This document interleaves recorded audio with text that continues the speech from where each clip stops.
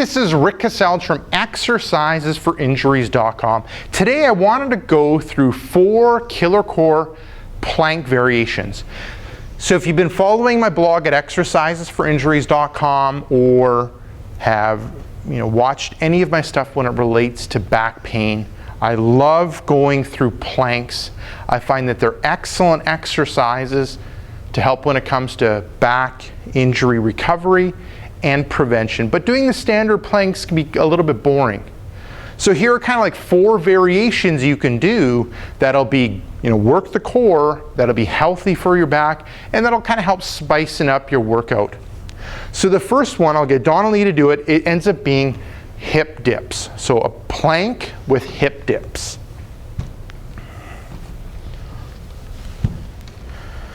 So you're getting in the front plank position, head, shoulders, hips, feet in good alignment, and then you're going to drop the hip just a touch, back up, and then you're going to go to the other side, drop, and back up.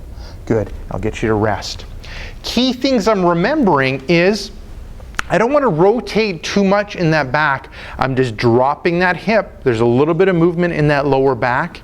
And after you go through a couple repetitions, you'll end up finding it challenging to do. And because it ends up targeting different muscles within the core. So that ends up being the plank with hip dips. Now the second one ends up being single arm planks.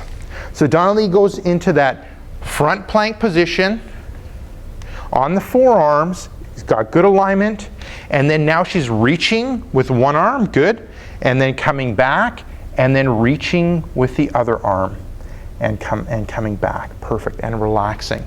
So with that one, you saw with Donna-Lee, she ended up shifting a little bit to the side, and that's common for people to do, especially when it's the first time you've ended up doing a plank where you don't have 4 points on the ground.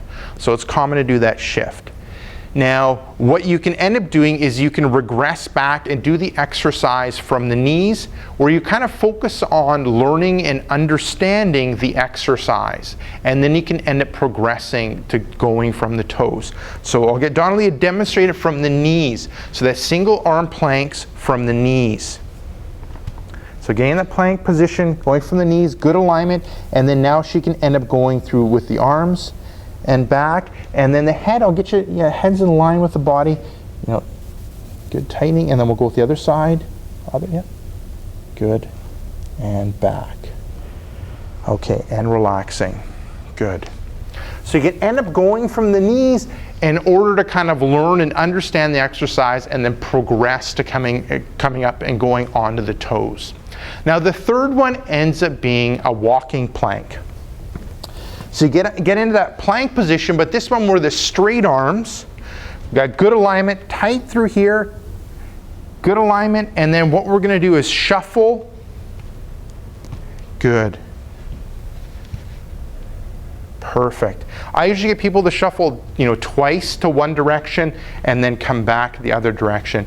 And I'll get you to do one more time, Donna-Lee. And you can see I get her to move her hands, then her feet, hands, and then her feet. Good. And back and relaxing. Good.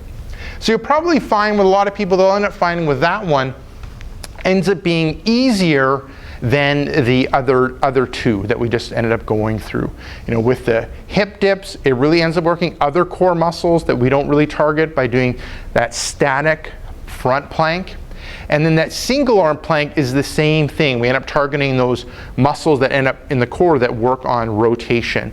While in that walking plank, we're working a lot more when it comes to the stability in the shoulder and in the hip. Now the last one, number 4, ends up being a rocking plank. So with this one, I get Donna-Lee in that forearm plank, and then she's got good alignment, and then she's going to rock forward and then rock back. Good. Forward and rocking back. Good. And you can see the movements happening from the toes. Good.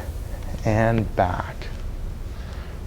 Perfect. Excellent. Thank you very much, Donna-Lee.